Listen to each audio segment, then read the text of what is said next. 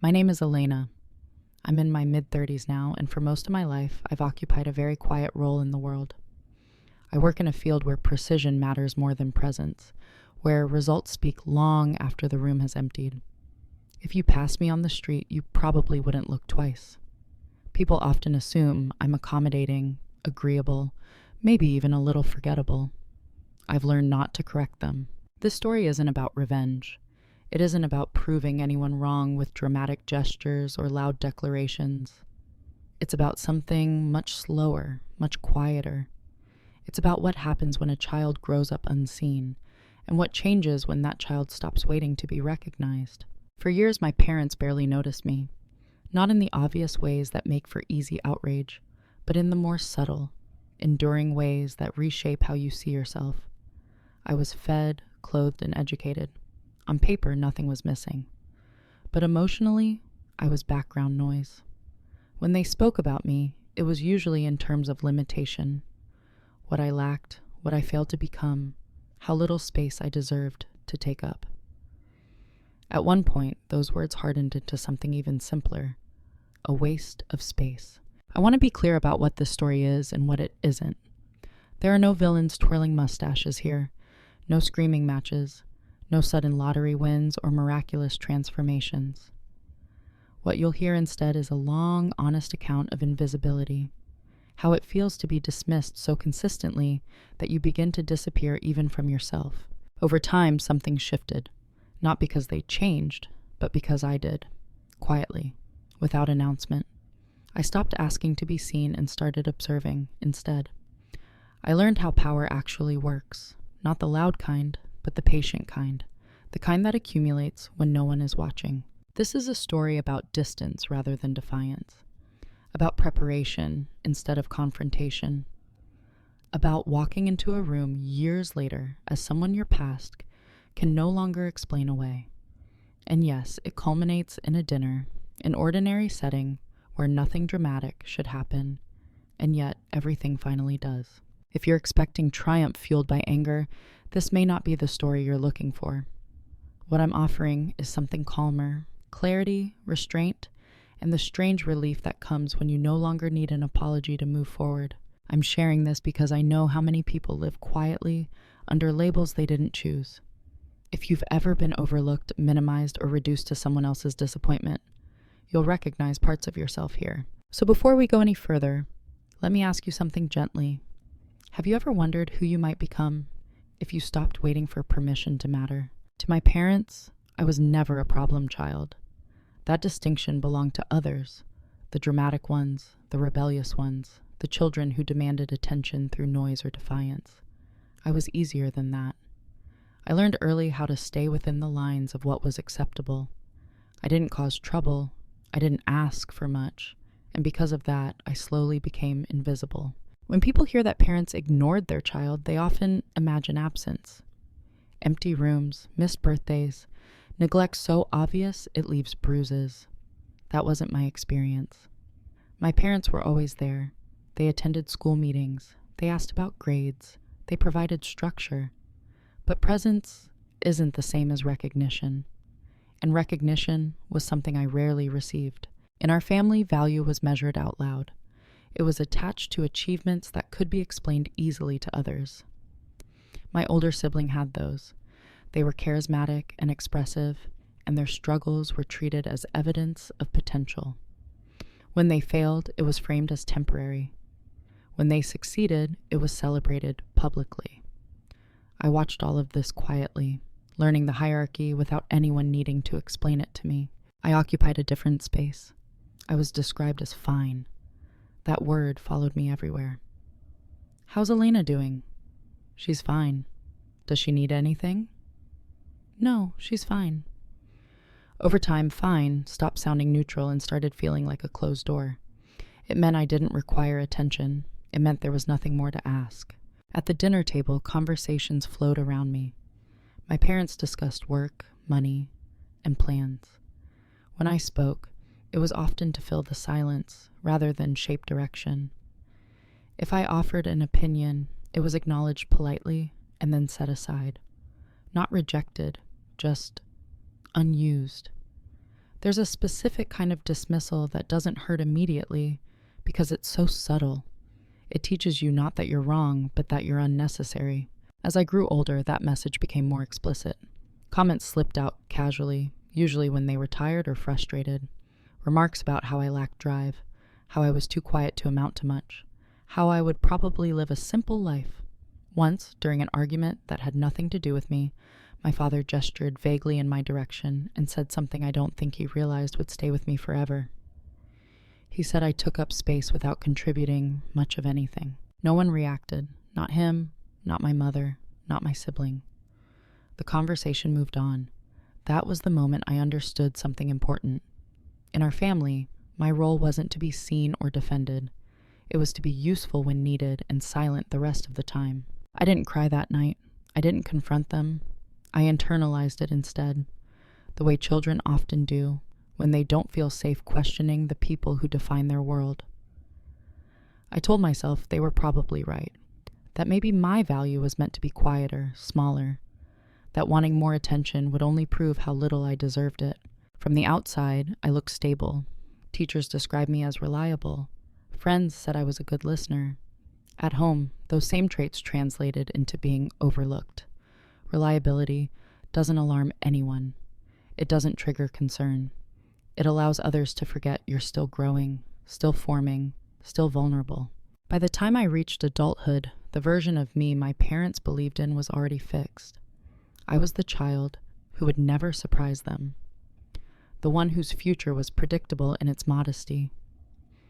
They spoke about me as if I were already finished becoming. What they didn't understand, and what I didn't yet understand myself, was that invisibility has two outcomes. It can hollow you out, or it can give you space to observe everything. At that stage of my life, I was still hollow, still trying to earn a place by being agreeable, still believing that if I proved my usefulness long enough, someone would eventually notice. I didn't yet know that this version of me, the one they dismissed so easily, was temporary. The first moment I remember clearly didn't feel important at the time. That's what made it dangerous. It wasn't loud or cruel enough to register as a wound. It was the kind of thing people later dismiss with a shrug, the kind of thing you're expected to forget, because nothing technically happened. I was 17, old enough to understand tone, young enough to still believe that effort could change how you were seen. I'd spent weeks preparing for a small academic presentation at school. It wasn't a competition, just a research showcase, but it mattered to me. I had chosen a topic that required long hours of quiet work, data analysis, pattern recognition, conclusions that didn't announce themselves unless you looked closely. It suited me, and for once I felt something like pride. I told my parents about it in advance, not with excitement. I had already learned not to do that, but carefully, as if I were presenting a neutral fact. My mother nodded while checking her phone. My father said we'd see how the week looked. That was the first cut. Small, almost invisible. I told myself not to read into it. On the evening of the presentation, I reminded them again. My father was tired from work. My mother had made plans to meet a friend. They exchanged a look I had seen many times before, one that weighed inconvenience against importance. The decision was silent and immediate. They didn't come. There was no argument, no refusal, just absence. They said they assumed it wasn't a big deal. They said I hadn't insisted. They said next time I should be clearer if something really mattered. Each explanation carried the same message. If it were important, it would have been louder. I stood in a crowded classroom filled with parents who clapped too long and took too many photos. Teachers smiled. I presented calmly, answered questions, and received polite praise. On the outside, I performed exactly as expected. On the inside, something shifted slightly out of alignment. I didn't feel angry. I felt corrected, as if I had misunderstood my place. The world had gently reminded me that my milestones didn't require witnesses. When I got home that night, no one asked how it went. Dinner was already over. I reheated leftovers and ate alone at the kitchen counter. My mother mentioned casually that my sibling had an important meeting coming up and would need support. I nodded. I didn't mention my presentation again. That was the moment I learned how erasure works. Not through cruelty, but through repetition, through small decisions that consistently rank you just below the threshold of attention. Over the next few years, similar moments followed. My opinions were skipped over in family decisions. My schedule was assumed to be flexible, my needs adjustable. If someone needed help, I was reliable. If I needed acknowledgement, it could wait. And eventually, I stopped asking. What stayed with me most wasn't the missed presentation itself. It was the way everyone moved on so easily. The way the story ended was without any sense of loss. That told me something important. My absence, too, would likely go unnoticed. I didn't confront them about it. I didn't sulk or withdraw dramatically. I adapted. I learned how to compress disappointment into something manageable. I learned how to store it quietly. Looking back, that night marked the beginning of a pattern where my achievements existed only if someone else found them convenient, where my efforts were invisible unless they directly benefited someone louder than me. At the time, I thought this was maturity. I thought I was being understanding. What I didn't realize was that I was slowly being trained to accept less than I deserved, and to believe that asking for more would make me unreasonable. That first small cut didn't bleed, but it never fully healed either. Disrespect rarely announces itself. It doesn't arrive with insults or slammed doors. It settles in gradually, like background noise you stop noticing because it's always been there. By the time you realize it's affecting you, you've already adjusted your behavior around it. After that first missed presentation, I began to recalibrate my expectations. Not consciously at first. It happened in small internal negotiations. I stopped sharing plans unless I was asked. I framed my achievements as coincidences rather than results of effort. If something mattered to me, I downplayed it before anyone else had the chance to. At home, this adaptation was rewarded. My parents seemed more relaxed when I was agreeable, when I didn't require emotional bandwidth. They praised me for being low maintenance. That phrase followed me into adulthood, spoken as a compliment, never as a warning. The dynamic became predictable. My siblings' life was discussed in detail, setbacks analyzed, ambitions encouraged, mistakes forgiven. My life was summarized in brief updates. If I mentioned a challenge, it was met with practical advice that ended the conversation quickly. If I mentioned a success, it was acknowledged with a nod and then redirected to something else. At first, I told myself this was fairness, that my siblings simply needed more support, that my quiet nature meant I didn't require the same attention. I became very good at rationalizing imbalance, especially when doing so kept the peace. The truth was less comfortable. I had been assigned a role, and I was playing it well. Disrespect, when normalized, becomes invisible even to the person receiving it. I began to anticipate dismissal before it happened. If my parents made plans, I assumed I wasn't included unless explicitly stated. If they spoke about the future, I rarely heard myself mentioned.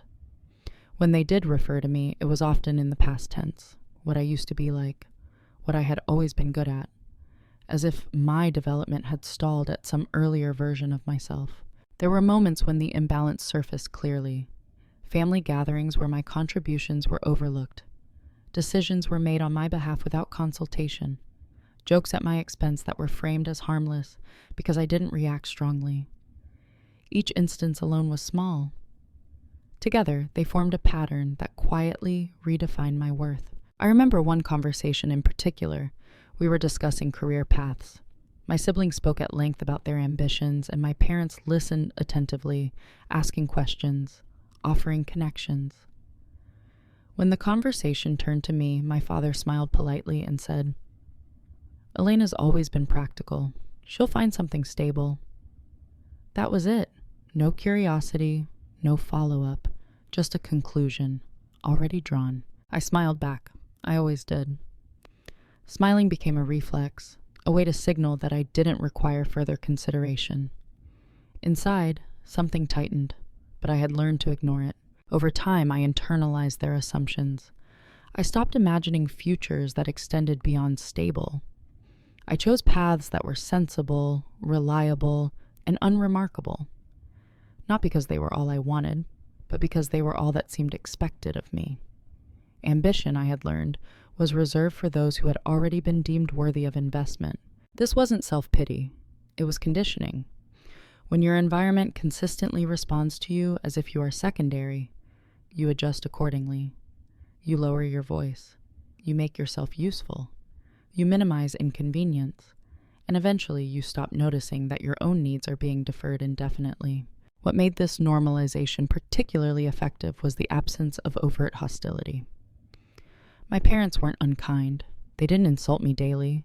They simply didn't see me as someone who required growth or exploration. I was finished in their minds, complete, contained, predictable. I told myself this was fine, that not everyone needed to be extraordinary. Those quiet lives had value too. And I believed it mostly. Believed it was enough to stop resisting. But somewhere beneath that acceptance, a different awareness was forming. I was watching. Not just my family, but the systems around me. How attention flowed. How value was assigned. How people decided, often unconsciously, who mattered and who could be postponed. I haven't acted on this awareness yet. I wasn't ready. At this stage, I was still normalizing disrespect as a form of peace. Still choosing silence because it felt safer than disruption. I didn't realize that this period of quiet accommodation was also training me in something else entirely: patience. By the time I was in my early 20s, the role I occupied in my family was no longer implied. It was understood, unspoken, but firmly in place. I was the reliable one, the steady one, the person who would adapt without complaint. Every family system assigns roles, often without intention. Someone becomes the achiever. Someone becomes a rebel. Someone becomes the caretaker. My role was simpler and more limiting. I was the one who would not complicate things. When something needed to be done, I was called. When something needed to be discussed, I was often informed after the fact. I was trusted with responsibilities, but excluded from decisions. That distinction mattered more than anyone realized. I noticed how my parents spoke about me to others. There was a particular tone they used: pleasant, reassuring, final. Elena's very independent. She doesn't need much. She's happy doing her own thing. These statements weren't questions. They were conclusions delivered with the confidence of people who believed they had already figured me out. And I didn't challenge them. Part of me was afraid that if I did, I would confirm their unspoken belief that I was demanding without justification. Another part of me had grown used to the safety of predictability. As long as I stayed within the role, I wasn't criticized. I wasn't a burden. I was useful. At family gatherings, this role became almost ceremonial. I helped with logistics. I filled in gaps. I listened more than I spoke. If tension arose, I smoothed it over. If someone needed support, I offered it quietly. No one asked how I was doing, not because they didn't care, but because they assumed I was fine. That assumption followed me everywhere. The most unsettling realization came when I understood that my silence was being interpreted as contentment. My lack of complaint was seen as confirmation that the role fit me. In reality, it fit because I had molded myself to it. There was a moment when this became painfully clear. My parents were discussing future plans: retirement, travel, downsizing. They spoke about where they might live and who might help them if needed. My sibling's name came up repeatedly, framed as someone whose life trajectory mattered and would be affected by these choices. When my name surfaced, it was in passing. "Elena will manage," my mother said. She always does. It wasn't meant to be dismissive. It was meant to be reassuring, but it landed like a verdict. I realized then that in their minds, I wasn't someone whose life required consideration. I was someone who would adjust to their decisions. My needs were assumed to be flexible. My future is adaptable. That realization didn't make me angry. It made me still, very still, as if something inside me had finally stopped trying to be understood. I began to see the role clearly. Reliable, useful, invisible, the person you lean on without looking at. The one you assume will be there, unchanged, regardless of how much time passes. Once I saw it, I couldn't unsee it. And once I stopped resisting it, something unexpected happened. The role became a kind of cover. If no one was watching closely, I could move without interference. At this point in my life, I was still outwardly compliant. I fulfilled expectations. I maintained the image they had of me. But internally, a quiet separation had begun. I stopped measuring my worth through their recognition. I stopped waiting for them to notice growth. I didn't announce this shift. I didn't confront them. I simply accepted the role fully because acceptance gave me freedom. If they believed I was static, they wouldn't question change. The irony wasn't lost on me. The very invisibility that had limited me was now creating space. Space to observe, to learn, to plan without scrutiny. I wasn't ready to act yet, but for the first time I understood that the role they had assigned me didn't have to define who I would become. It only defined what they expected to see. And I had already learned how little they were looking. The day something shifted didn't come with a confrontation. There was no argument, no dramatic realization, no moment where I finally stood up for myself. If anything, it was quieter than all the days before it. Ordinary enough that no one else would remember it. I do. I was 26, already working full-time, already financially independent, already living a life my parents described as settled. That word followed me now, replacing fine. Settled meant predictable, finished, unlikely to change. I had taken the afternoon off work to attend a professional seminar. It wasn't prestigious. It wasn't something I told my parents about. By then, I had learned to keep my inner life separate from my family narrative. The seminar was on operational systems and long-term optimization, topics that sounded dull to most people, but felt strangely alive to me. I took notes. I listened carefully. I saw patterns that others dismissed as abstract. Afterward, I sat alone in a cafe nearby, reviewing my notes. Around me, people talked loudly about plans, frustrations, and ambitions. I stayed quiet, absorbing more than I revealed. At some point, I realized something that felt almost unsettling in its clarity. No one here knew who I was supposed to be. There was no role assigned, no expectations to meet, no assumptions about my limits. In that space, my thoughts felt sharper, less constrained. I wasn't filtering myself through anyone else's perception. It was the first time I understood how much of my identity had been shaped by being seen, or not seen, by my parents. How much energy I had spent aligning with an image that no longer fit me. Later that evening, my mother called. She asked if I could help with something administrative the next day. She assumed I would be available. I told her I couldn't. I didn't explain why. I didn't apologize excessively. I simply said no. There was a pause on the line. Not long, just long enough to register as unusual. She accepted it and moved on. To her, it was a minor deviation. To me, it was a test. Nothing bad happened. No one was upset. No accusations followed. The world didn't collapse because I prioritized something that mattered to me without justification. That realization landed more heavily than any argument ever could have. That night, I lay awake thinking about how many times I had preemptively limited myself to avoid discomfort that might never have occurred. How often I had chosen silence, not because it was necessary, but because it was familiar. The shift wasn't emotional. It was structural. Something in the way I understood power changed. I saw that my parents' influence over me had less to do with authority and more to do with habit. I had been participating in my own minimization. From that point on, I began to make small internal adjustments. I stopped volunteering information. I stopped filling the silence. I stopped explaining decisions that didn't require approval. Externally, nothing looked different. Internally, everything did. I began to notice how people responded when I spoke less but with intention. How assumptions went unchallenged when they worked in my favor. How being underestimated created opportunities rather than limitations.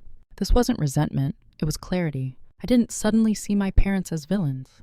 I saw them as people operating within their own constraints, unaware of the impact of their assumptions.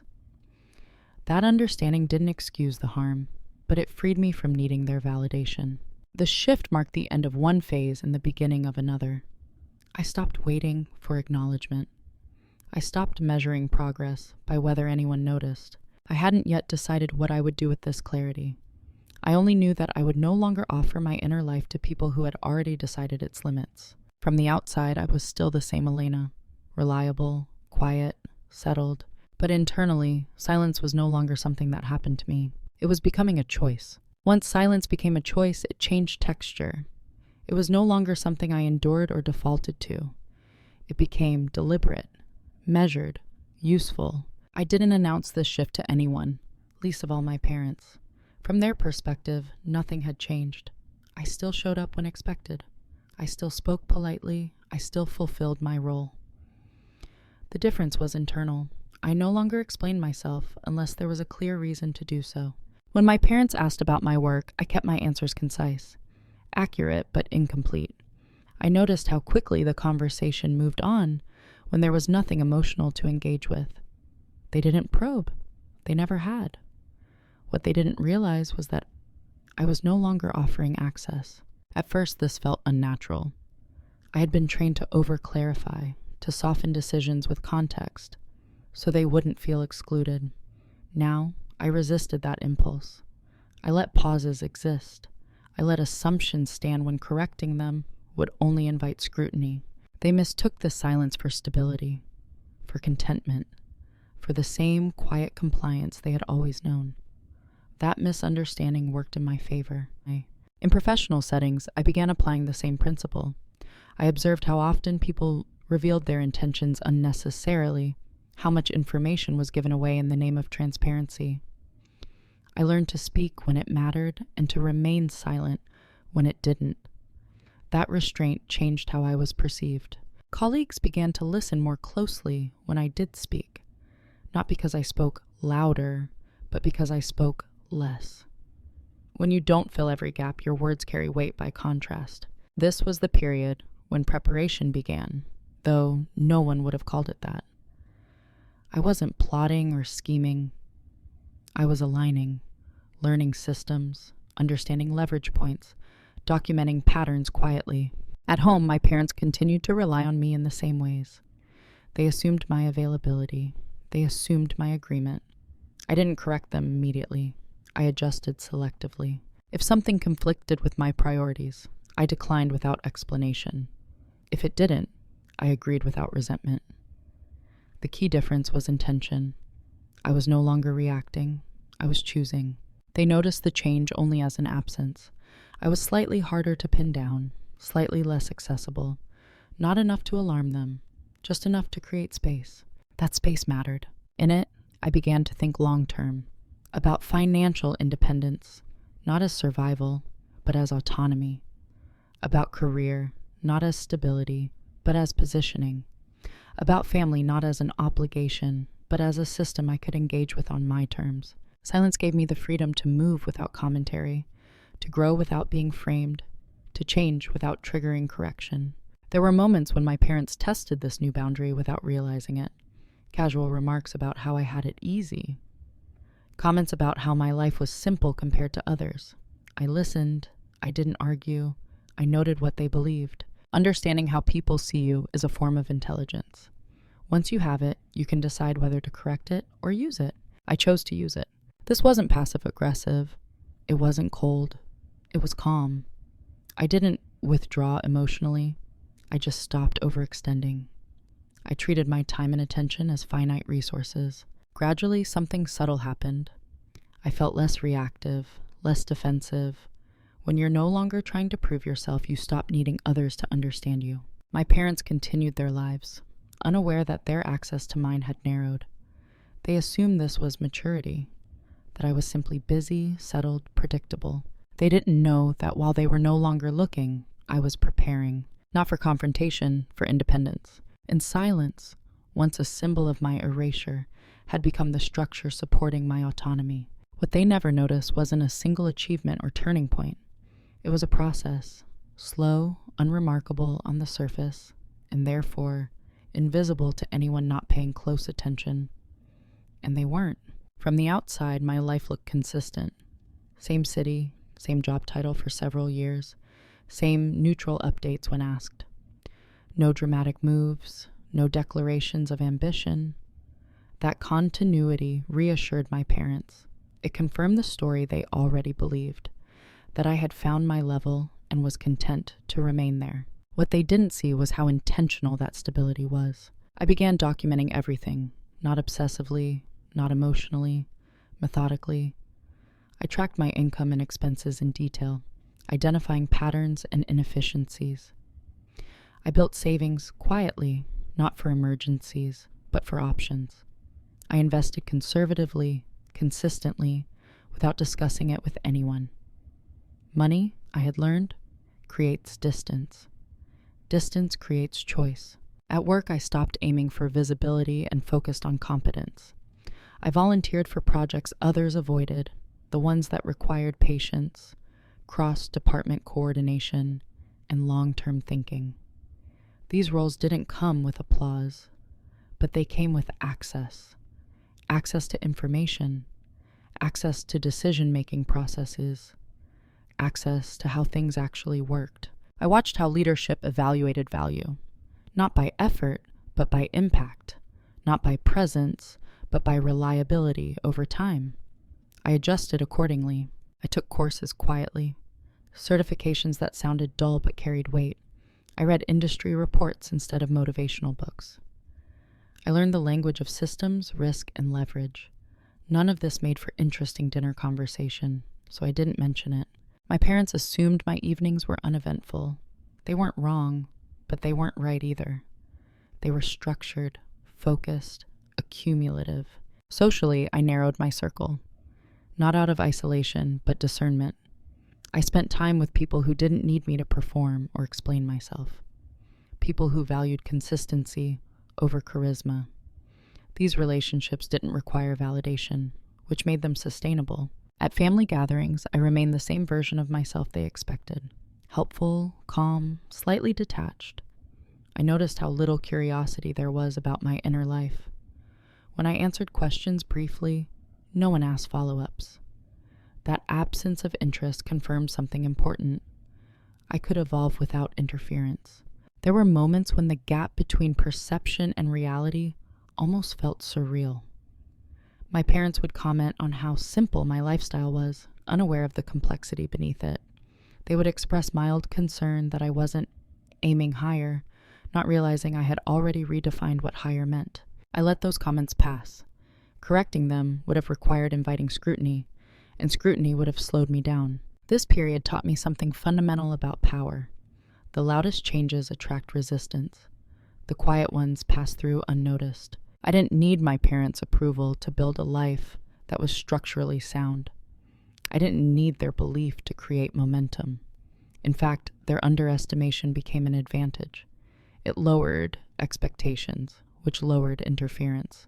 I was careful not to frame this as revenge.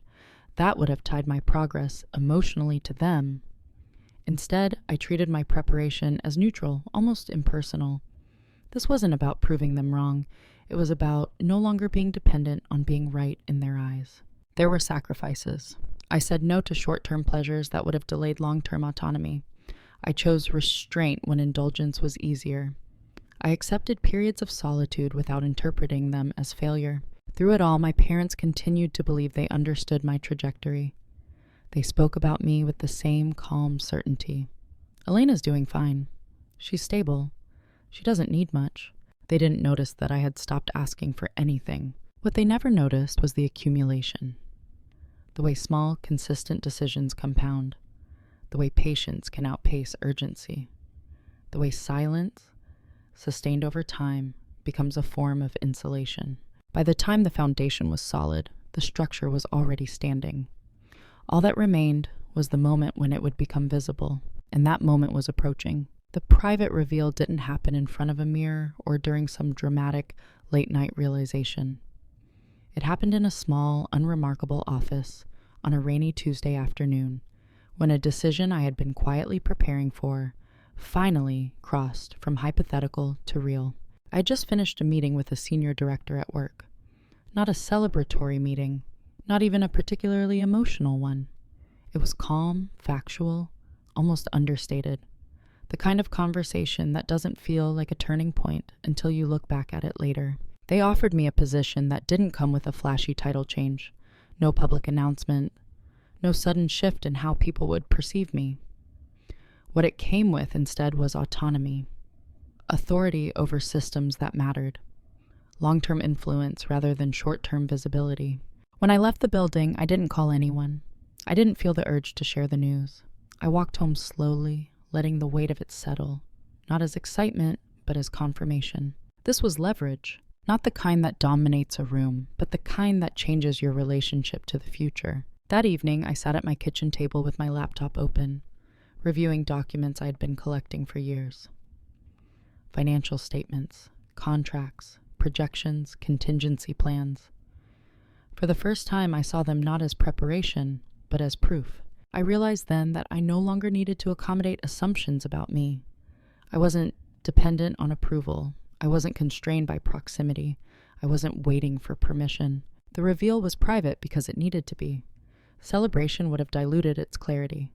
I didn't feel triumphant. I felt grounded. There was a strange calm in understanding that my life had quietly outgrown the narrative my parents still held. Not in a dramatic way, but in a structural one.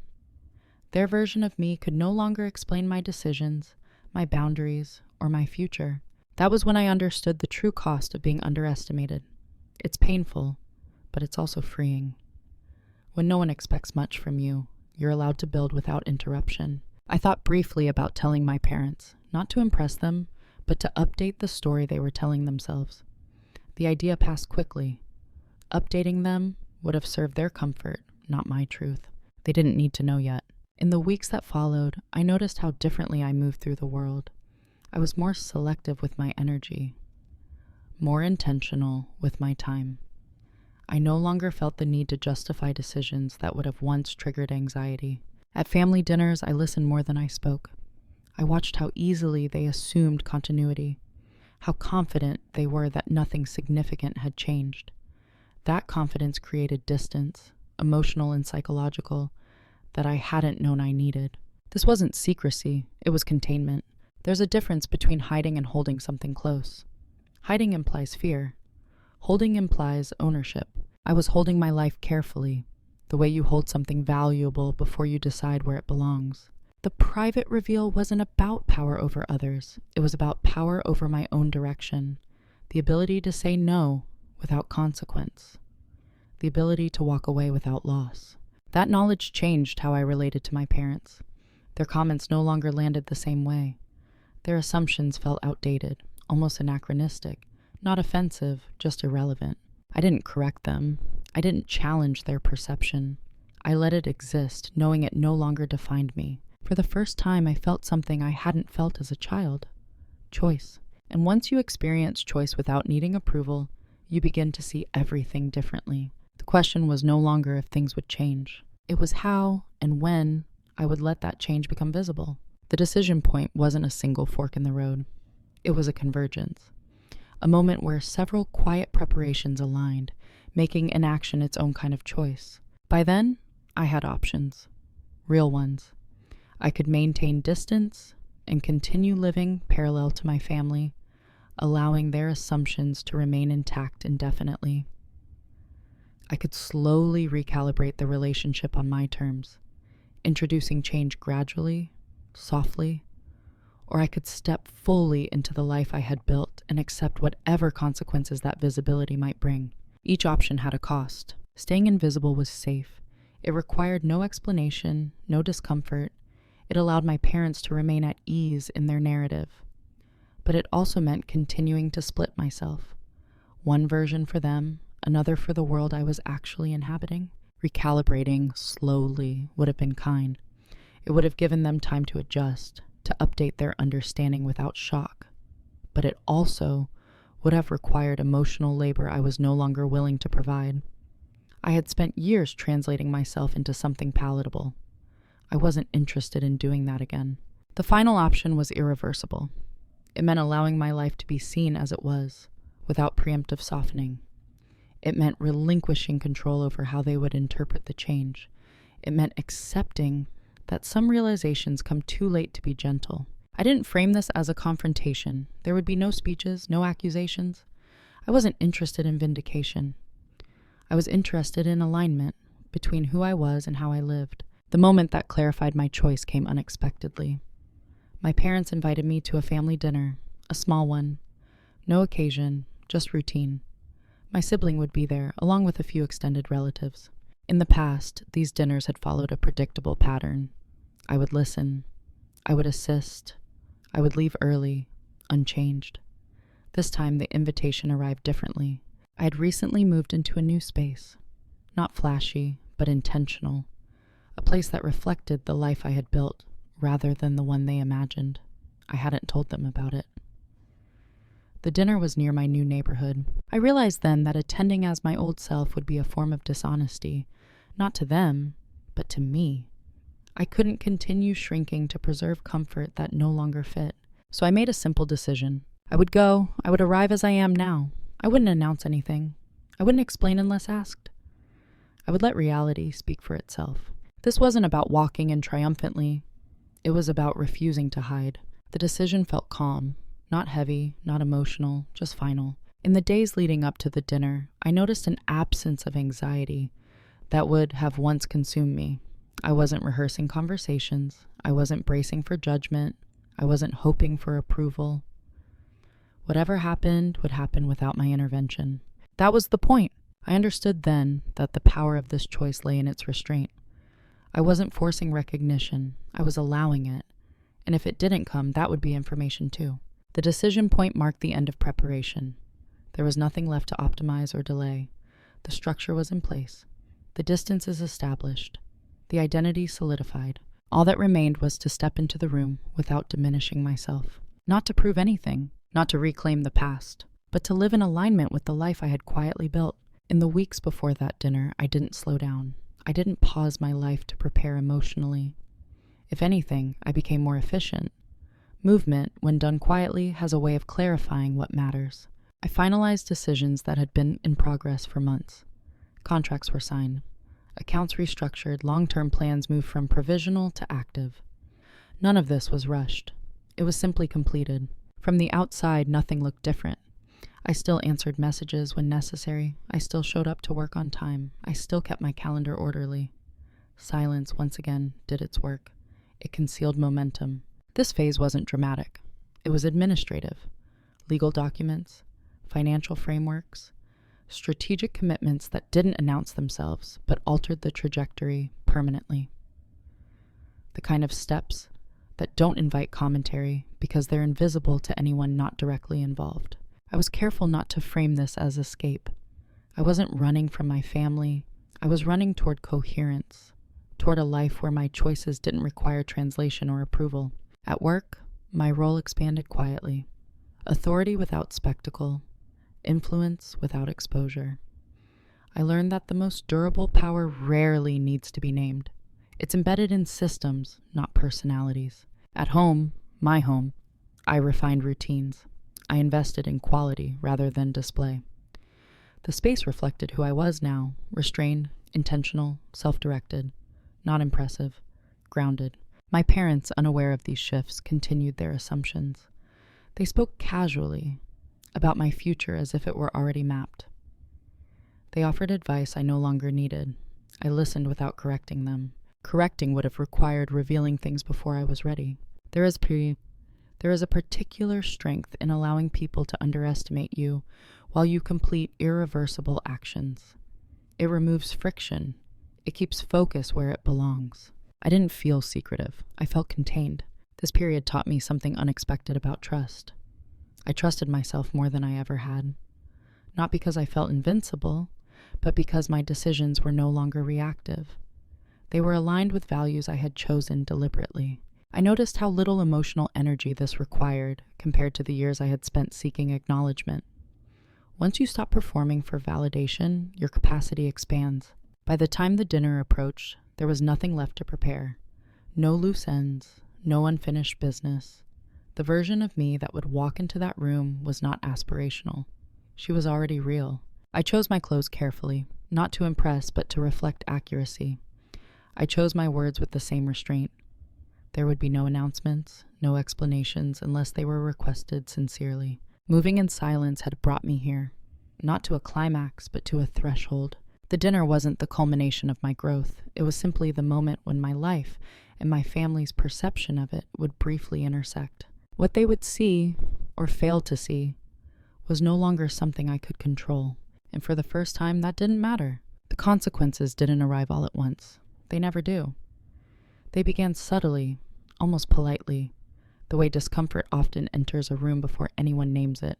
The dinner was held at a restaurant my parents liked, familiar, comfortable, chosen without much thought. I arrived on time, not early, not late. When I walked in, there was a brief pause at the table. Not a surprise exactly, more like recalibration. My parents stood to greet me. My mother commented on how different I looked, then laughed lightly, as if unsure what she meant. My father nodded, took in the details without comment. My sibling smiled, curious. No one said anything directly, but the energy had shifted. I hadn't announced anything. I hadn't changed my demeanor.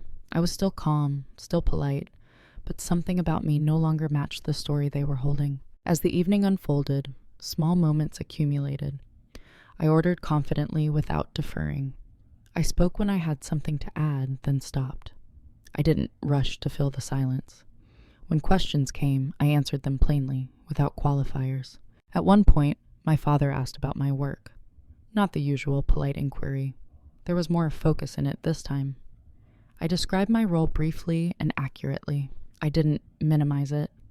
I didn't dramatize it. The words landed heavier than they would have before.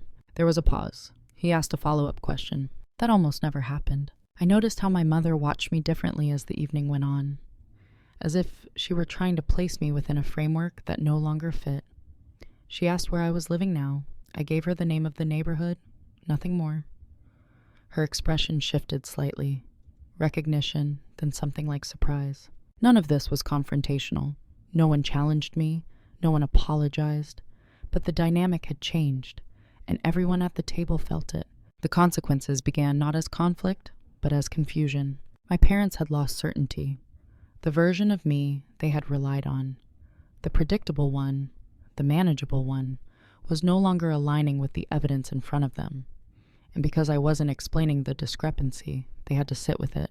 That discomfort followed them home. In the weeks after the dinner, their behavior shifted. They called more often, asked more questions, offered unsolicited advice framed as concern. It was subtle, but it carried urgency, as if they sensed they were missing something and were trying to reassert familiarity. I didn't push back. I didn't overengage. I responded calmly, selectively. The distance remained intact. The real consequence wasn't their curiosity. It was their loss of narrative control. For years, they had spoken about my life with confidence. Now, that confidence was fractured. They could no longer summarize me in a sentence. They could no longer assume outcomes. That loss unsettled them more than any argument would have. I watched this without satisfaction or resentment, just observation. This was the natural result of misjudgment catching up with reality. My sibling noticed it too. They asked me quietly one day if something had changed. I told them yes, but didn't elaborate. It wasn't secrecy, it was a boundary. The consequences continued in small ways. Invitations framed more carefully. Questions were asked more tentatively. A new awareness that I was no longer automatically available. Nothing dramatic had happened, and yet everything was different. When you step out of a role without announcing it, the system has to adjust on its own. That adjustment is rarely graceful. I didn't need to say anything. The consequences had already begun. Once the consequences set in, my parents did what many people do when a familiar structure starts to fail. They tried to repair it retroactively, not by acknowledging what had been missed, but by attempting to reassert connection as if nothing fundamental had changed. It began with concern disguised as interest. My mother started calling more frequently, her questions framed carefully, almost rehearsed. How was work really going? Was I feeling overwhelmed? Did I need anything? The tone was different from before, lighter, almost tentative, but it carried an urgency that hadn't existed when I was actually invisible. My father took a more indirect approach. He sent articles, made suggestions, mentioned people I might want to talk to. These were the kinds of gestures he reserved for situations he felt slipping out of his control. What neither of them did was ask the one question that mattered. When did we stop knowing you? Instead, they tried to update their image of me without revisiting the past. They wanted continuity without accountability, adjustment without reckoning. I noticed how often they spoke in conditional language now. If you ever want to, in case you're thinking about, it was as if they were testing the edges of a relationship they suddenly realized had boundaries. The irony wasn't lost on me. When I had needed curiosity, there had been none. Now that I no longer needed it, it arrived in excess. I didn't reject their attempts outright. I accepted them politely, selectively. But I didn't offer access in return. That door had closed quietly, not out of bitterness, but out of timing. There's a moment in any relationship where repair is possible. And there's a moment after which repair becomes revisionist, an attempt to rewrite history rather than engage with it honestly.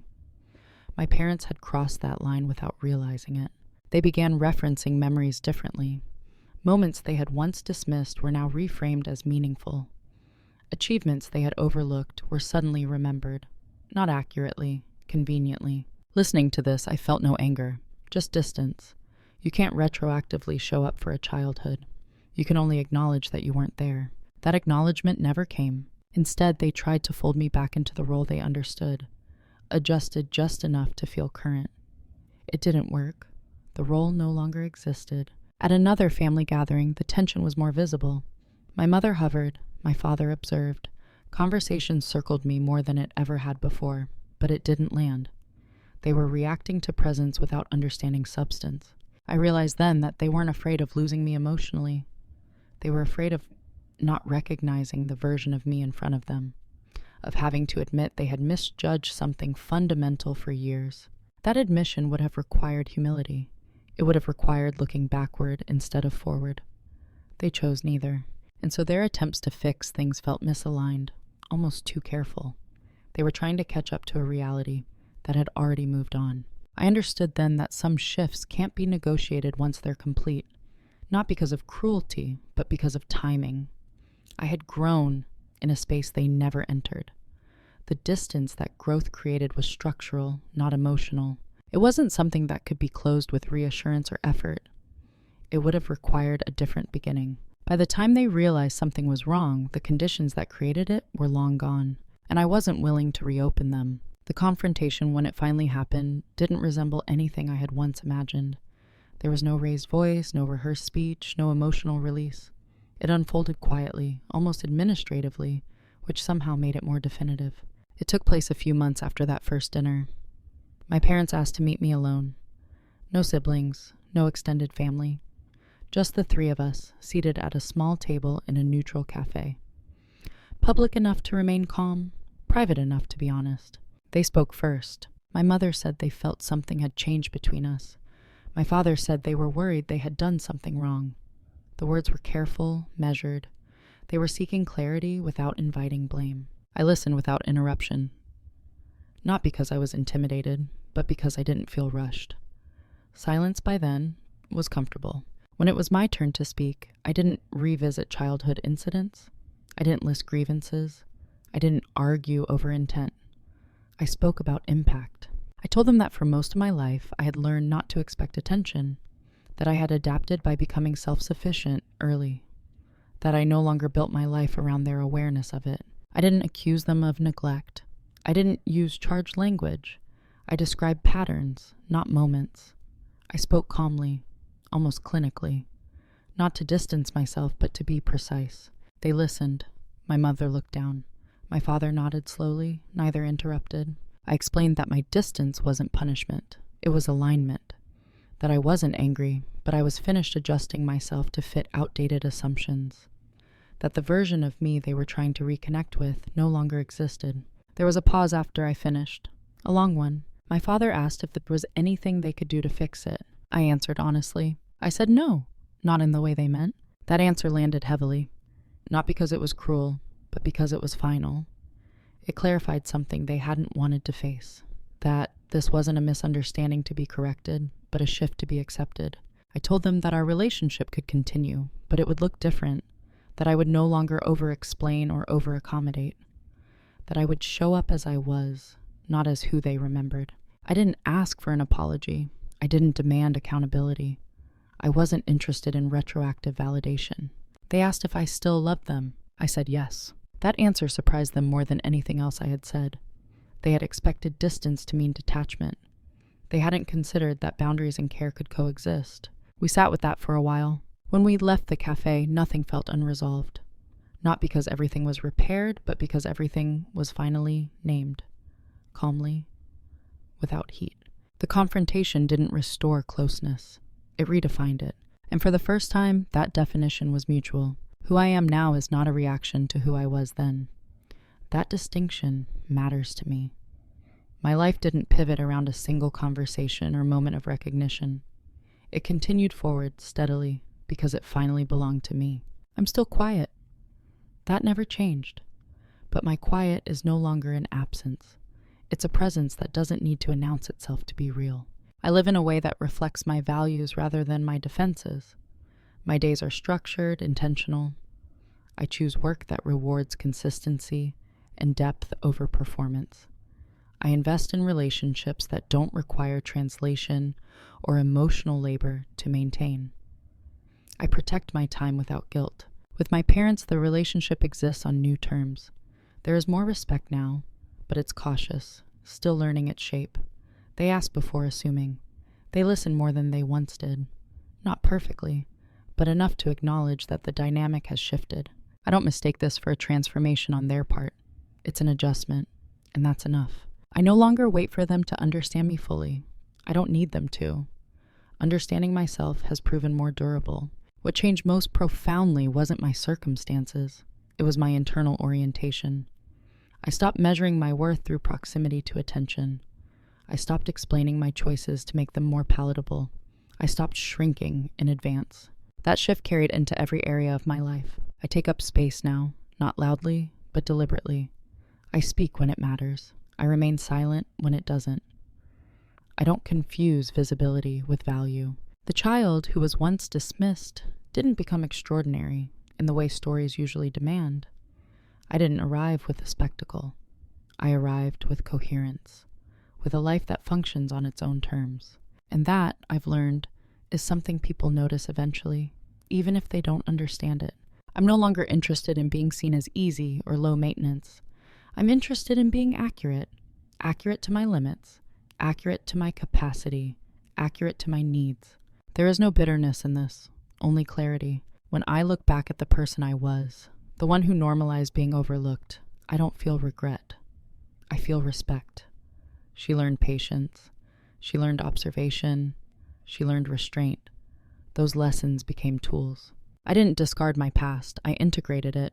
Today, my life is quiet in the same way deep water is quiet.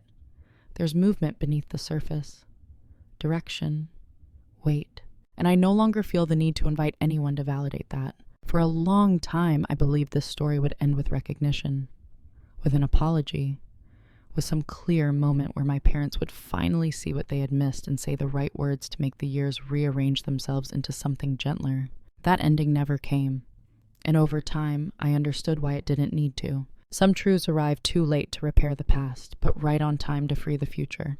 What I learned is this: being dismissed doesn't always break you. Sometimes it trains you. It sharpens your awareness. It teaches you how to move without applause, how to build without witnesses, how to grow without permission.